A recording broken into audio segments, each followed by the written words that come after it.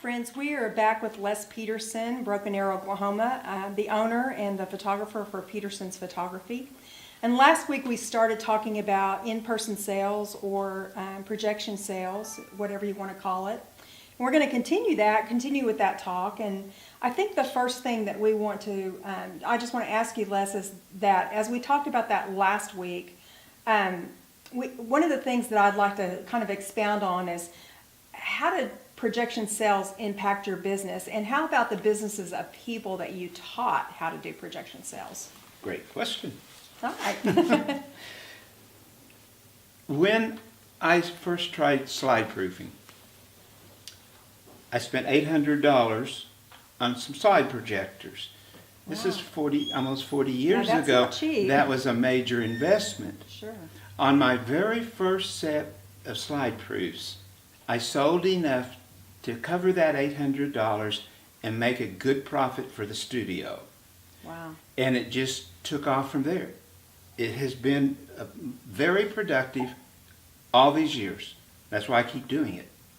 Wow. It's just very productive. One of the things I'd like to mention, when I spoke in Nebraska one year, and a couple months after I spoke, a photographer from Nebraska called me, an older gentleman.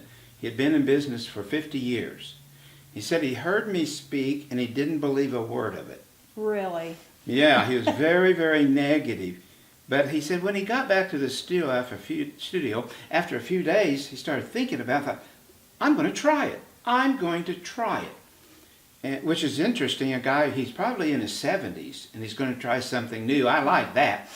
And he said with his very first appointment, he sold the very first 30 by 40 he had ever sold. Wow. And so that's how it took off for him. And I'm saying, great, and everything. He says, well, no, I'm not done. I said, okay. He says, my second appointment went 30 by 40 too. So I had two 30 by 40s on two appointments. He says, I'm sold. I told him, I said, don't get used to it because you're not going to sell 30 by 40s all day, every time. You're just not going to. But it is going to make you more money. And he said, I know it is. So for me, it was an immediate thing, and for him, it was an immediate thing. Well, last week we talked about the progression. We talked about how you sold photographs on a table or whatever, The proofs. folios or whatever. Then we talked about how you projected those images onto the wall from an opaque projector. Right. If any of you remember what that is, maybe you don't, but if you do, it was kind of a dull sort of It look. was not very bright and not very sharp. Right, but it still gave people the idea of what their portrait could look like in a certain size. Correct. So it's still enlarged. Then the third thing you went to were slides, and at first it was just slide, Right. and then it was a dissolved situation with music. And that's where Kevin and I come in. Right. When we heard you speak, that's what you were doing, is you were doing slides with projection music, and that's where we started. And just like you, when we had to buy those projectors with specialized lenses and the little box that made them The dissolve control. dissolve, that was a big investment for us. It was for anybody that did it. Yeah, it was. It was a big investment, and we had to really think about it and pray about it, whether or not it was the right thing for us. But at the same time, we too not only saw our sales go up, but we also had people talking about what we were doing and why we were different. Carolyn, when I first got into it, I had some fear, just like anybody would when Yeah. you make a major change. But I had a man come in, and I showed them pictures of their children, and he turned around and looked at me and goes, that's not fair. Because he was going to spend more than he had budgeted. Right. And he was just joking. He was happy to do it because he was so pleased. But when he said, that's not fair, I thought, oh, yeah, it is. One of the things in this whole projection thing, or this whole thing of in-person sales, it's obvious that when you sell a portrait for the wall, it's not inexpensive. Right. There's some cost involved. Right. And sometimes I wonder about photographers, do they have a problem putting these prices for these large portraits that they have displayed through their sales? Do they have a problem showing those prices to customers and expecting them to pay it? They do, and I've read your outline. Yes, I And know. I'm going to cover that in great detail in just a few minutes. Okay. I have a 3-step thing I do. Anytime I need to make a decision about sales or photography, whatever it is, I use three little words. And if I apply those words, I can accomplish a lot. Okay. It gets people to see things how I see them, and it sways a lot of people. Okay, we'll get into detail on that in just a little bit. But if we think about the physical process, about how things have changed over the years, give me kind of a rundown as far as cost-wise, what it's gone from and to until today. The price of photography? Well, the price of projection, of actually doing the in-personal sales. You know, I look at it different than probably a lot of people. It didn't cost anything because it made money. Well, true. You know, when I bought those 2 projectors, I paid for them on the first appointment. Yeah. Anything after that was profit. And so I don't think of it even as an investment. It's almost free when you start saying, you know, I used those for 20 years. 2 projectors I Right. used for 20 years. I got my money's worth. And so it's just, to me, it's really not a factor. It's really just a business expense that, Yeah, it's just that pays one for of those itself. expenses you pay so you can do something else. Right. It's just Do you feel like the actual physical getting ready for your sales appointment has become easier, more complicated, the same, just different? I mean, where do you fall in there? I believe how you prepare for that appointment for the people to come in and see their pictures and place their order. I don't overshoot. I know so many people are. You told me just yesterday about one of your customers used somebody else for their daughter's senior picture and took 500 images. To me, that is just silliness. I show around 40, give or take a couple.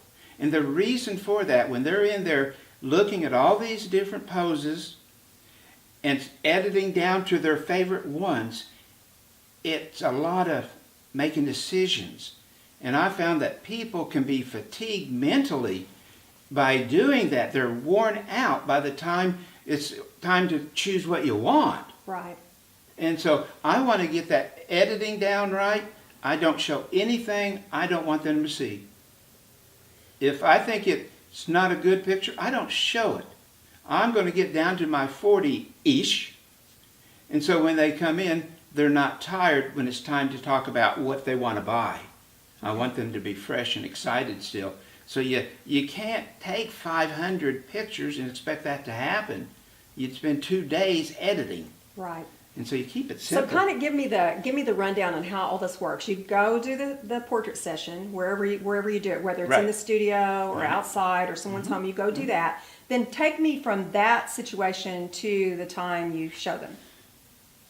Generally, my job is one thing and my wife's the other. Okay. I like to look at the image, all the images that I made. I'm the one that takes them and takes out the ones I don't want to show. Okay. That streamlining. She also can do that if she sees some she doesn't like. So together we edit down. Now what separates our studio from, I don't know if anybody else is doing this, we retouch every single image they see. So if there's 40 images, there's been 40 images retouched. Now by retouch, it's not massive. It's soften lines, remove blemishes. If there's a scar, you might move it. If you think you need to whiten the teeth, do that. Stray hair, get rid of that. So it's not Photoshop. Right. It's just basic retouching. When you show them as a 24 by 30 or a 30 by 40, the last thing you want is a teenage boy with blemishes. Those blemishes are about a quarter each in size. Especially if you're making them big. And you can say, well, no, we'll retouch those. They can't visualize it. They're not in the business.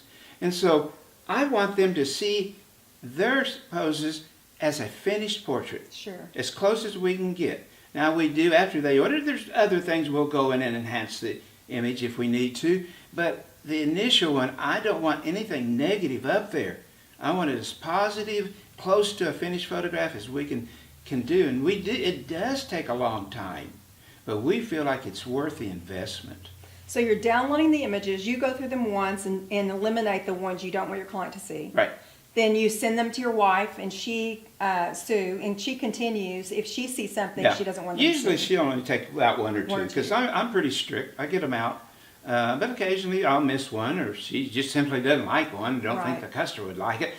Take it out. So then once she does her job of taking out her images, she actually retouches them all through Photoshop. Right.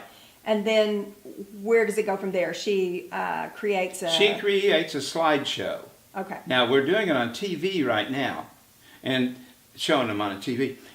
We can play that slideshow through the TV. So the first time they see the images, it's a slideshow put to music. And I tell them when we start that don't try to choose your favorite. There's just too many. This is designed for you just to see what we have, then we'll go back and begin the editing down to your favorite one process. So is every image in the slideshow that you show, every image that she has retouched? Yeah? Okay, so every... Yeah, everything she's done, yes, is Okay. in there. Okay. Now, you also learn how you put them in sequence in the show can have a big bearing on it. I want the first one that comes up be what we consider the best one. I want to make a good first impression. So it's the oh wow. Yeah, you photograph. want to hear gasping. Yeah. You know, you want to, oh my gosh, you know. And so, going one for probably off the subject here, the music you pick can be so important. I photographed a high school boy last year named Eli. And Eli was way out there. He was an artist. And he was into heavy metal, and he was into art, and he was into posters. He says, I want you to see my room. And he had a 2-story house, and we went up, floor to ceilings, everywhere with these posters. I thought, we're just going to see your room. He says, this is my room. I'm the last child. This is my room. That's funny. And he had drums and all this stuff. So we did some really wild work, different poses and lighting and everything, real dramatic. And when we put the proofs together, I told my wife, you remember the song Eli's Coming? Yeah. Cool. And so when Mom and Eli came in, usually the music starts before the slides come up. And the music came up, and the first part of that song is Eli's Coming. And they cheered and clapped and jumped up and down. And Eli says, my mom has played that for me all of my life. How fun. And so it was a great song, and it really touched them. So in keeping with that, while we're talking about music, I know that in our studio, and I'm sure in yours too, you have to be sensitive to the fact that if there is a divorce in the family or something like that, you don't want to play a song like Daddy's Little Girl or something like that. You have to be careful about those kinds of things, correct? It saddens me Yeah. that Me you too. really have to. Yeah. I hate it when somebody's making an appointment to come see him. I say, you be sure to bring Dad. And Mom says, I can't. Why? Because we're divorced. He hates me. I hate him. And if we're together, we fight. And it just, I just feel so sorry for their children. I'm thinking, can't you bury the hatchet and be friends for an hour for your son's sake? Yeah. And they can't. Yeah. And that really bothers me. But so many songs are out there that are great. Yeah. A Masterpiece, wow, Yeah. by Sandy Patty. Oh my goodness. Yeah. You say I cried during them. I always cry on that one. Yeah. You know. And Butterfly Kisses, when that was popular, you always showed that to the daddy if it was a little girl in the picture. Yeah. You know. So yeah, and a lot of our songs are religious ones too. Yeah. Yeah, I think that's real important that you're kind of sensitive to the music you use to make sure that it's not going to break Well, sometimes you someone's- don't know. Yeah, that's true. You just don't know. That's true. So let's kind of get down to the technical part of it. What I'm pretty sure you use the same software we do, ProSelect, correct? Yes. Okay. And how do you actually use ProSelect? Well, and by the way, folks, we're going to go into, we're going to do some screenshots of ProSelect and how to use it at the end of this video series. But right now, we're just going to kind of talk about the ins and outs of how you use it. Well, you and Kevin know me about as good as anybody knows me. I don't like computers. That is no surprise, is it? No. I would rather be in the yard in 105-degree heat, mowing my yard with 80% humidity than to be behind a computer. I don't like them. Right. And I know everybody viewing this are probably computer lovers. But for me, I don't like them. And I said, Kevin, what do I get? He said, ProSelect. I said, will you set it up for me? He said, yes, and he did. I know how to do some very basic things with it. It has a lot of applications that I hear are great.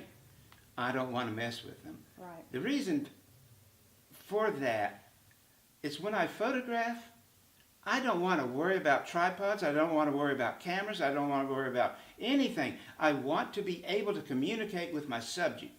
That's what's important. Same with sales. I need to be talking directly to the people, not figuring out what do I push now and then. And I just don't want to. I want that contact never to end between me and my customers.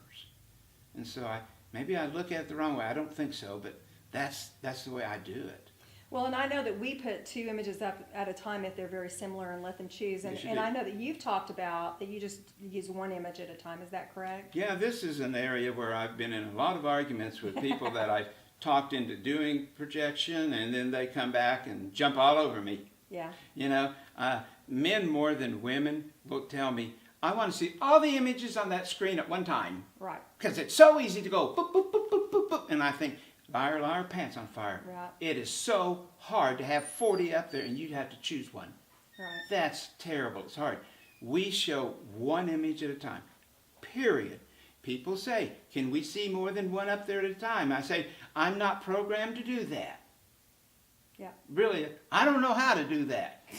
And I don't want them to, because I want them to judge a print on its own merit. I can teach you if you want to know. No, I'm not teachable.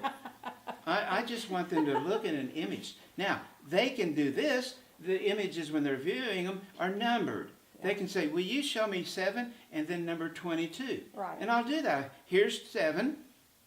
Here's 22. Which one do you like? We'll go back. Do it again. We do it a couple of times. They choose and we're done. Yeah. But, you know, a lot of people tell me they do 2 at a time. And I think, and some of them they say, I'll show you 2, you pick 1. Well, what if they like them both? Right. What if they like neither? Right. And so for me, I like the way I do it. The whole idea is get done with the editing part, choosing their poses as quickly as you can. Well, and that's all mechanical stuff, right? Yep. The which one do you like, this one or this one's all mechanical, and it kind of takes out the little bit of emotion and the love of their child when you start getting real mechanical there, don't you think? Right. Yeah. Well, that's what I say. I believe in eye contact when I'm photographing. Right. I want people looking at me, not at the camera. Right. And so I work in a way that their eyes are on me. I don't want to lose that. And I watch young photographers these days. They don't use a tripod. And they have the camera here. And when you have the camera here, you have no face. Right. You have no eye contact. You're a voice coming from somewhere. Where do I look? You know, I want them communicating with me. I want to see the expression. To me, the expression in the eyes is far more important than the expression on the mouth. Correct. I want that gleam in the eye. And when I'm talking to them, there it is. Boom, I got it. Right. You know, and so, yeah, I guess I work different both in photography and in sales. A few minutes ago, you talked about projection on a TV and then projection toward a screen through a projector. And so would you just hit that just a little bit, what you've done in the past, what you're doing now, and what you plan on in the future? Well, you know, for most of the time I've had in-person sales, it's been projected. Right. And it's just not very long in the past, a year or 2, that I've switched over to doing a large screen TV. It's a 55-inch screen. But I can only make images horizontal up to 24 by 30. And vertical, I can only make them up to 20 by 24. In selling my way, those are too small. I want to show them bigger. If you show them larger, say 30 by 40s, that makes a 24 by 30 look smaller. But if that's the biggest one you're showing, then it becomes the biggest one. Right. And they don't want to spend the money on the biggest in most cases. So I'm thinking about very strongly going back to projection again. With a projector. With a onto projector and not a TV. In our sales room, we bought a fireplace and had the TV up on it. I can just move the TV out and put a screen up there and we're ready to go. Right. So I'm pretty sure that's the way I want to go. So, kind of to wrap up this session, have you, when you're discussing sizes with your clients, like when you're projecting a size, let's say you're projecting a 30 by 40, and it's a close-up of a child. I mean, do you tell the people that, hey, this is too big for this image? Have you ever done that? That's your responsibility. Yeah. If you're a professional photographer, you should know what looks good and doesn't look good. Unless it's for a specific purpose, I don't want a giant head. And oddly enough, on my senior pictures, the ones I sell the most are extreme close-ups of the face. Right. I don't even show the whole head in some of them. Cut off her top. Dads don't understand that. Mom goes, "Oh, I saw that in a magazine." You know? Yeah. And so I chop off the top of the head and do real close-up. They're very popular because no other studios in our area are doing it. You always want to do what they're not. Right. And so, but if I think they're making a mistake for any reason, not just a big head, any reason, I try to explain why. And I tell them, no, this is my opinion. It's your portrait. You get what you feel comfortable with. But I feel this way about that pose. And almost 100% will say, no, we appreciate your input. Would you give us more? They want more of that. They want our guidance. We're the professional. We know what we're doing, and we should act that way. So it's the other way around too. If they have a full length of a girl out in the field with this beautiful grass, you also tell them that really that needs to be bigger so that they can see the child or the young lady. There's two things I sell by. Viewing distance. If you're 20 feet away, it better be a big photograph. But you know how, if you have a wallet size, that's big enough based on how you view a wallet. Right here. Right. That's plenty big enough. But, you know, everybody's wanting to buy 8 by 10s. The viewing distance is about 18 inches, no more. You don't see it when it's on a table over there. You can't see it. And so, viewing distance and head size. I like the face size in a portrait to be between 3 and 7 inches from the chin to the hairline. And if you follow that, then that will dictate what size print you're going to have based on their pose. Okay, that's some good information. And one of the things that I think that's one of the things that you taught us, even in the projection program that we saw many, many years ago. And we've used that over the years and has really helped. I want to thank you guys again for joining us today. We'll continue our talk with Les Petersen on in-person sales and projection sales next week. And once again, thank you and have a blessed day.